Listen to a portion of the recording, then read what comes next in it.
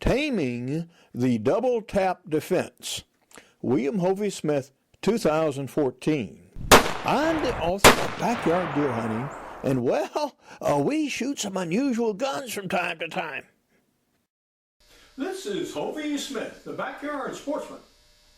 And today I would like to talk to you about the DoubleTap 45 caliber Derringer. This little fellow here. Yeah, we got one. Well, this is an interesting pistol of its own right.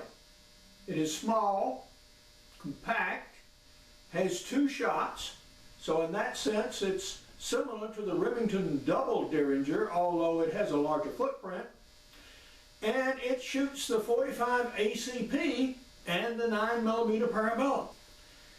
This pistol has been around now for, about 10 months and been readily available and reviewed by many people. The fact is, this is a very small gun. It is very lightweight, even though the barrel is ported. If you shoot a 230 grain 45 ACP government load through this, it is very punishing indeed. And every reviewer who has seen it and shot it sort of wonders if the pistol is really useful. In short, it has so much recoil in 45 ACP as to be almost uncontrollable and painful to shoot. Well, last year they brought out a new adaptation. This is a rubberized grip to be used for practice, and you slip this over the frame, and yeah, now this helps considerably. But there is another way, and that is to reload loads that were used in bulldog pistols back in the 1800s. And what we do is we use simple hand tools, this Lyman tong tool, and the other components that are here, to reload the 45 ACP. Now this is an old set of tools. I've been using it since, well, the 1960s, I think. What we have done is produce 2 different styles of rounds for this pistol. One, like you see here, uses a 210 grain cast bullet. The other here uses a 4.51 round ball. And these are both seated over 20 grains of FFG black powder. So this very much simulates the loads that we used in the original Derringer pistols all back in the 1840s, 50s, and 60s. Yeah! And I have a video of me shooting a replica of one such pistol and my conclusions from it. And following are segments of that video.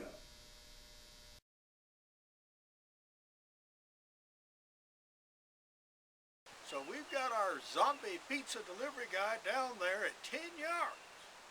10! And we're going to see if we can make a headshot.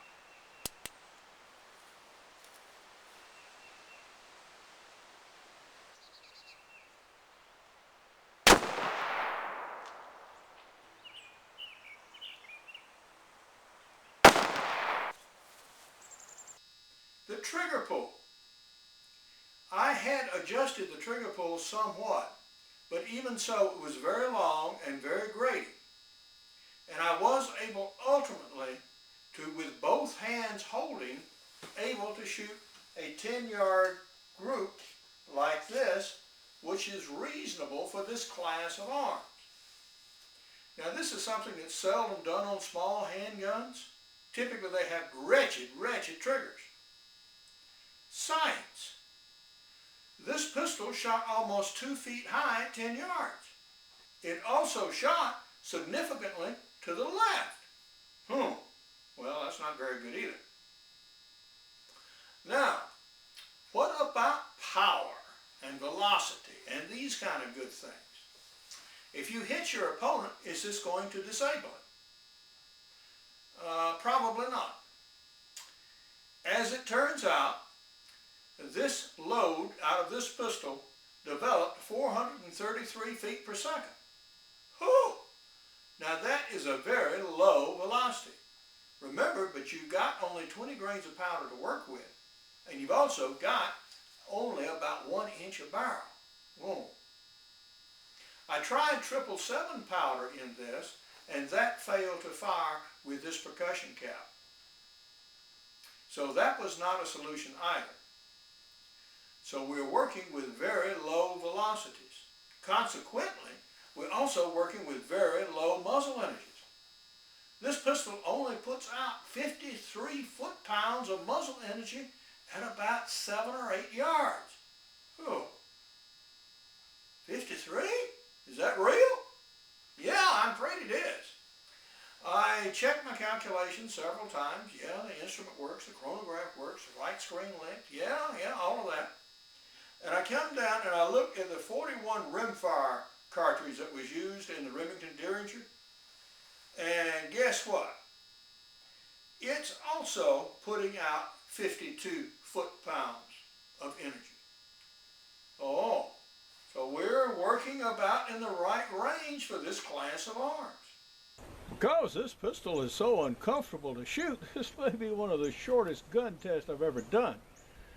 This is another go with the lesser round ball load, and I'm sort of interested in seeing if this round ball load will actually pattern somewhat.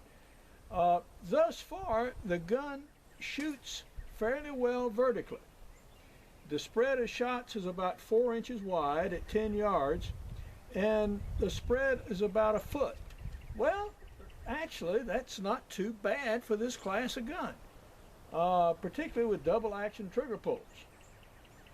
So we're going to try for a headshot on our zombie target down there, and we'll see if we can nail him. We're going to aim about the chin and see if we can put one up in the forehead.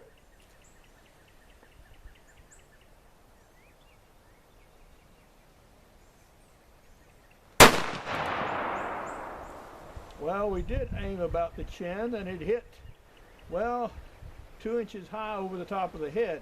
So this is shooting about 10 inches high thus far. Okay, let's try another shot. Same point of aim. And that hit horizontally about the point of aim. It may be that these barrels are just differently sighted. Ugh. One barrel shoots, yeah, about where you point it, and the other one shoots high. That's what it looks like with a round ball load. Well, due to the sizing problems with the brass, I actually have only one conical round left that will actually chamber freely in the pistol. That is one of the problems with loaded with tong tools, is you don't have full-length resizing capability. But we'll show you what this one looks like, and maybe it'll give us an idea about how this round shoots compared to the round ball. Actually, I don't think there's much difference at this range. Okay. Well, got him right here. But about, 7 inches high. So this must be the high shooting barrel. So the lower barrel apparently shoots high, and the upper barrel shoots about on line horizontally. If you can keep that straight in a deadly situation, when somebody's coming at you with evil intent, you're a better guy than I am. What? I've got a couple more of the round ball loads, and we're going to see if this holds true, that one barrel will shoot distinctly higher than the other.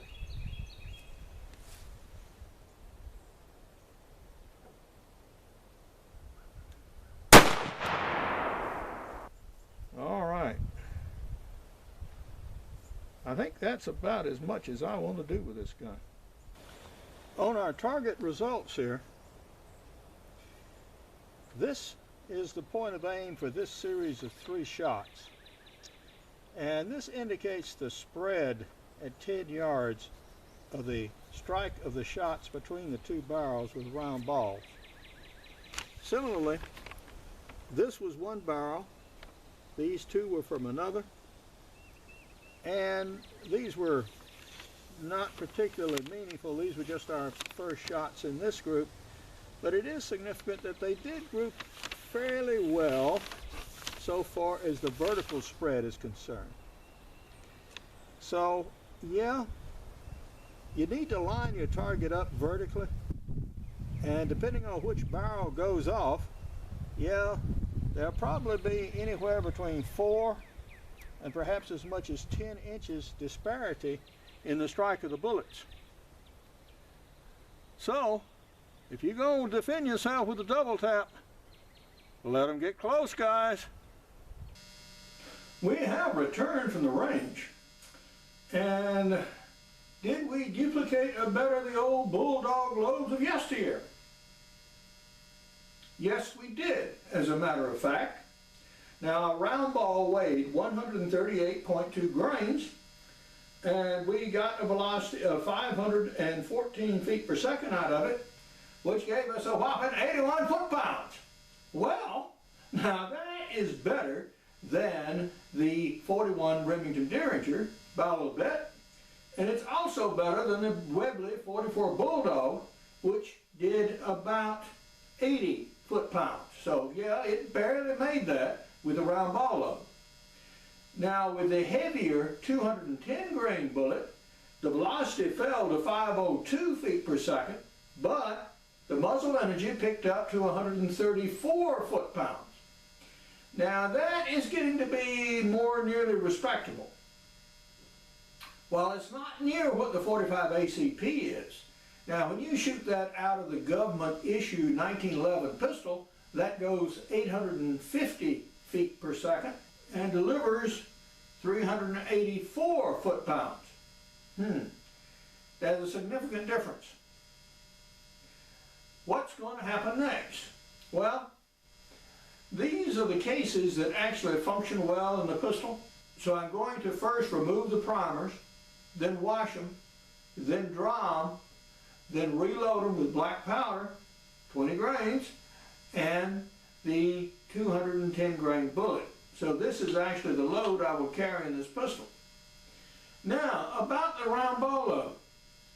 Interestingly enough, this is an inexpensive and easy thing to reload, and at 10 yards and closer, it shot near enough to the point of aim as to make no difference. So if you want something to practice with, yeah, you can shoot the cheaper round balls and then load up the conicals for more serious carry work. So that's an interesting aspect of this pistol. Now this came with 9mm barrels too, and I'll shoot those a little later. I don't happen to have any in hand at the moment. So we'll probably do a separate video on the 9mm. But for a 45 ACP, yeah, about 20 grains of black and about a 210 grain bullet. Well, that's about as much as I want to shoot out of that pistol.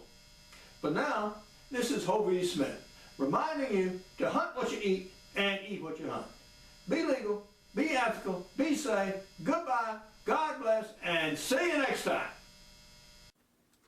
Here is a photo of the double tap and also of an original set of cased Derringer pistols with all the accessories. Now the double tap gives you 2 shots in one pistol. I am the author of Backyard Deer Hunting and also Extreme Muzzleloading, Practical Bow Fishing, and Crossbow Hunting. I also have an 8-book ebook series out for 2013-14, including one out for 2014, Muzzleloading Guns for Self-Defense. The round ball and the conical bullets are moderately effective. For more information in my books, blogs, and videos, go to my website, www.hoveysmith.com. Good hunting and good eating from the outdoors. Goodbye, and God bless.